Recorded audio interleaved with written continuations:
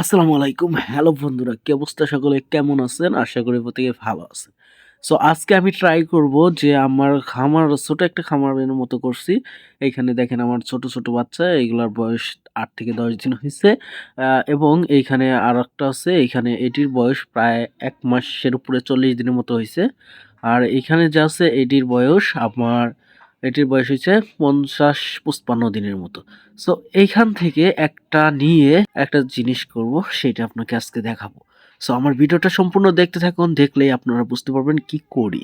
So আর Facebook page থেকে দেখলে অবশ্যই ফেসবুক পেজটা ফলো করে দিবেন। আর ইউটিউব থেকে দেখলে প্লিজ ইউটিউব চ্যানেলটা সাবস্ক্রাইব করে দিবেন। চলুন ভিডিওটা শুরু করা যাক।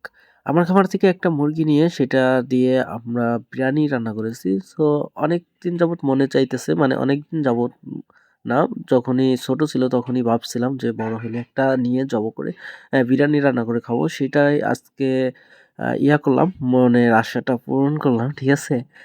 সো রান্না করলাম, খুবই চমৎকার, খুবই ভালো লাগলো খাইতে, অনেকটা সুস্বাদু। আর কি বলবো, আমার পেজটাতে নতুন হলে প্লিজ পেজটা ফলো করে দিন, চ্যানেলে নতুন হলে সাবস্ক্রাইব করে দিন। আপনাদের সাথেই থাকবো।